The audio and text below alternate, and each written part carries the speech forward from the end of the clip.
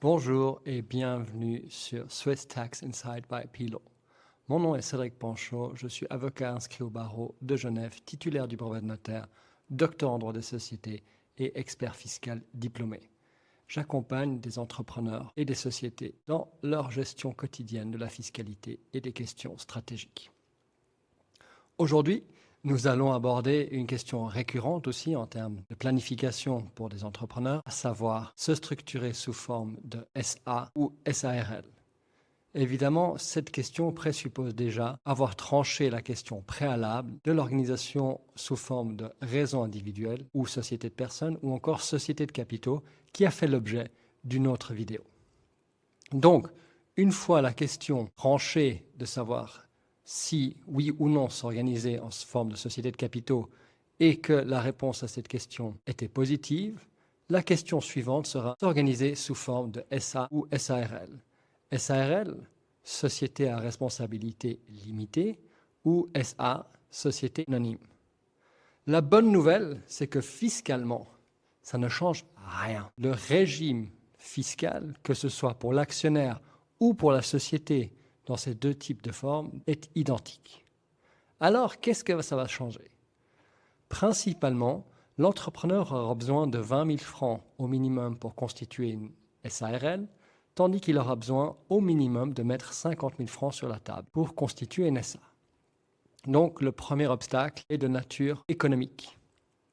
Précisons que si l'entrepreneur met uniquement 50 000 francs sur la table pour une SA, il restera solidairement responsable, ou plutôt subsidiairement responsable, pour les 50 000 francs non libérés, car une SA doit avoir un capital minimum de 100 000 francs. Autre point fondamental de différenciation entre la SA et la SARL est la publicité des membres, respectivement actionnaires pour une SA ou associés pour une SARL. Société anonyme, son nom l'indique, l'identité des actionnaires n'est pas connue du grand public. Aussi, si vous allez sur le registre du commerce, consultez les fiches des sociétés anonymes, vous n'aurez pas d'informations sur l'identité des actionnaires. Quand bien même, cette année, un registre des bénéficiaires économiques verra le jour en Suisse, mais il ne sera pas public.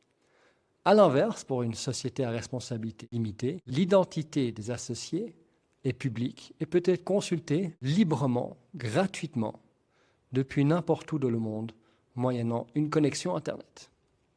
Cet élément est souvent déterminant pour les entrepreneurs quand ils choisissent la structure.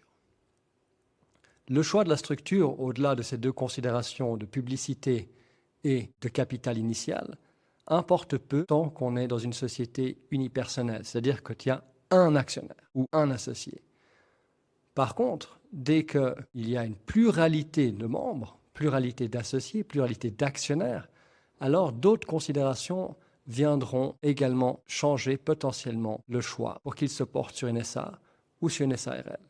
Fondamentalement, la SARL met l'accent sur l'identité et la personnalité des associés et on peut prévoir dans les statuts des règles de non-concurrence, des droits de préemption et lier toute la structure à la personne même des associés.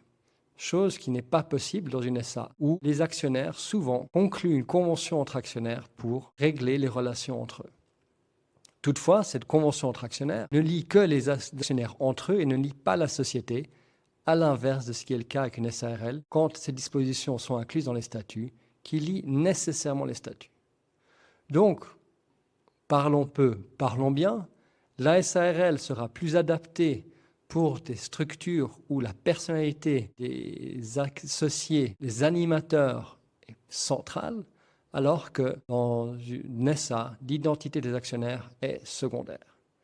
Le législateur avait en effet prévu que la SARL soit le véhicule pour les petites et moyennes entreprises, alors que la SA soit le véhicule des mastodontes de l'économie.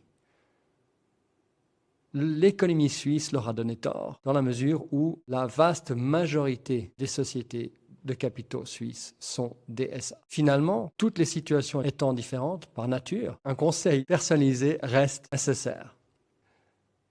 Merci d'avoir suivi notre vidéo sur la question. Abonnez-vous pour rester informé des prochaines publications et notre prochaine vidéo portera sur la question fondamentale pour les entrepreneurs une fois qu'ils se sont organisés sous forme de société de capitaux, que ce soit sous forme de SA ou sous forme de SARL, à savoir est-ce qu'ils perçoivent un salaire ou qu'ils se distribuent des dividendes ou un mélange des deux suite au prochain épisode. C'était Cédric Panchaud pour Swiss Tax Inside by Pilot.